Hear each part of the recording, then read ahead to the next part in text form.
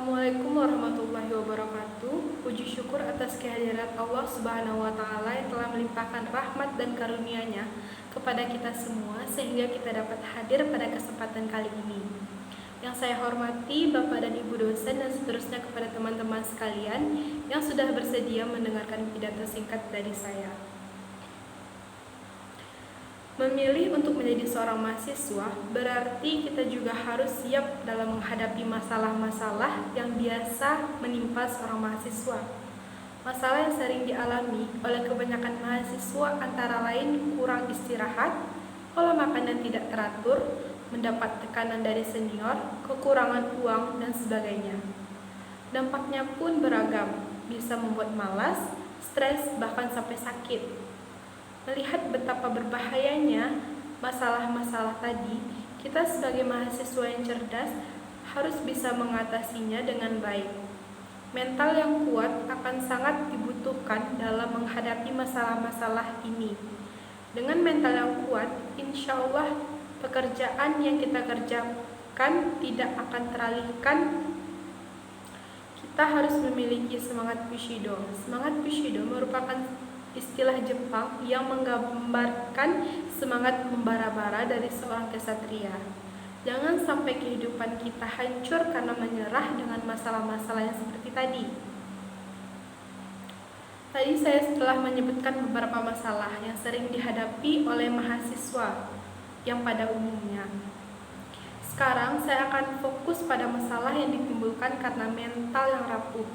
Ketika kita memiliki mental yang rapuh, apa saja bisa terjadi. Dan masalah yang pertama, ketika kita keasyikan dengan dunia perkuliahan yang sangat bebas, kita saja bisa lupa dengan apa tujuan pertama kita berkuliah. Tujuan kita kuliah adalah untuk memperoleh ilmu yang berguna yang bisa kita gunakan kelak untuk mendapatkan kehidupan yang sejahtera.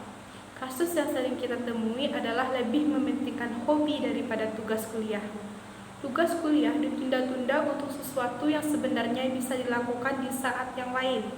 Lebih memilih menonton film kartun atau anime ketimbang menyelesaikan tugas kuliahnya. Selain hobi, hal yang bisa membuat mahasiswa melupakan tujuan utamanya untuk kuliah adalah organisasi. Tak jarang kita temui mahasiswa yang lebih memprioritaskan organisasinya ketimbang kuliahnya, rela tidak masuk kuliah hanya karena ada pertemuan organisasi. Untunglah kalau organisasinya itu merupakan organisasi yang lurus. Lah bagaimana jika tidak? Organisasinya yang tidak baik seperti geng motor dan sebagainya tentu akan merusak kita ke depannya. Kedua adalah kehilangan jiwa kompetitif.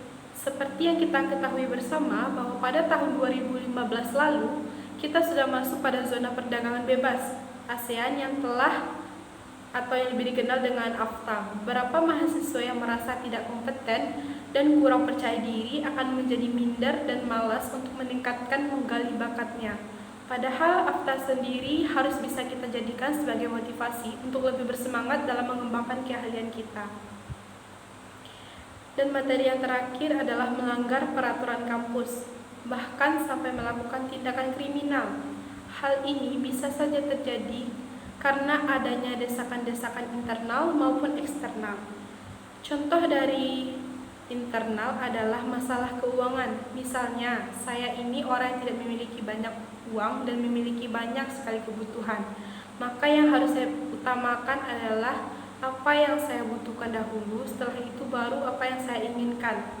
Memilih apa yang kita butuhkan daripada yang kita inginkan adalah suatu keharusan agar semua kebutuhan dapat tercukupi, karena kebutuhan adalah hal yang paling penting untuk diutamakan daripada keinginan. Karena keinginan bisa saja sebenarnya tidak kita butuhkan. Teman-teman sekalian, yang harus kita lakukan untuk mengatasi masalah ini adalah kita harus mengukir dalam-dalam apa tujuan kita kuliah dan kita harus mengingat keluarga, khususnya kedua orang tua yang ingin melihat kita bahagia. Sekali lagi saya tekankan, kita kuliah bukan untuk bersenang-senang, melainkan untuk memperoleh ilmu yang kelak akan kita pergunakan pada hal yang positif dan insya Allah sampai lulus. Apa teman-teman tega bisa melihat orang tua yang dengan susah payah mendidik dan menyekolahkan kita kecewa karena kehidupan kita yang bermasalah dan mudah terpengaruh? Tentu tidak kan? Intinya kita harus bermental baja, mental yang dimiliki orang-orang yang memiliki prinsip dan tujuan hidup. Dan saya harap pidato ini bisa menjadi renungan bagi kita semua. Sekian pidato singkat dari saya. Mohon maaf atas segala kekurangan dan kesalahan.